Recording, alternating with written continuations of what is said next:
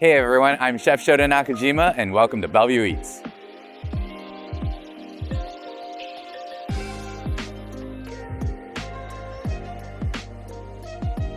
Today we're going to be sinking our teeth into something special at John Howie Steak.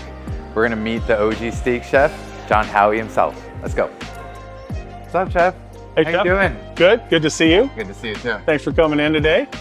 Yeah, so you've been in Bellevue for how long now? 22 years since C-Start?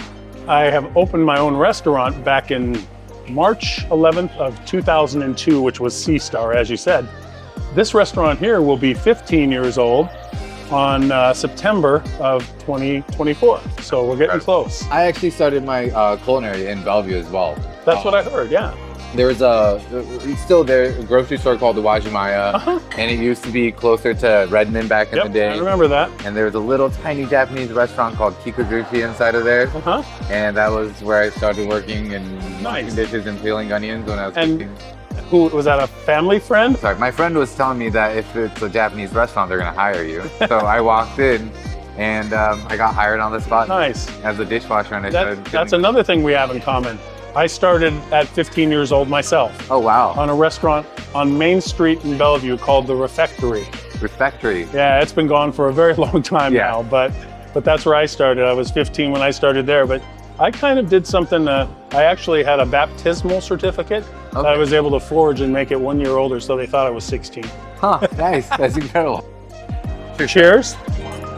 Thank you. Let's go in the kitchen, let's cook up a little something and have some fun. I love that. All right, awesome. So we make our mushrooms pretty much as simply as we can because we want the mushrooms to be the star of the dish, right? Preferably wild mushrooms, but you can't always get enough wild mushrooms. And we always have some wild mushrooms, and we do use some of the cultured mushrooms. I love that. So depending on the season, the mushrooms you guys have is going to be different. Change all the time. That's incredible. I love that. So hyper-seasonal, local. Yeah. We love it when we can make them all wild, when you've got some chanterelles and some black trumpets. I like to let the butter kind of draw some of the moisture out of the mushrooms first. Oh, that looks delicious, Chef. You know, we have a lot of great products here. Oh, look at this steak nacho. That is our Wagyu steak nachos. That's the most popular dish at Whiskey by John Howie.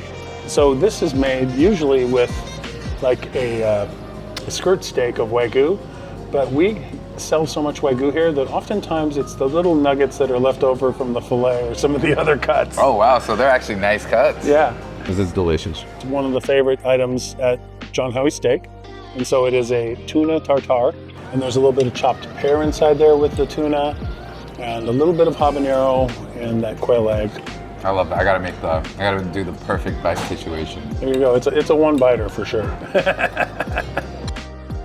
We have the American Wagyu, which you know is a crossbreed of the Black Angus cattle and the purebred Wagyu from Japan.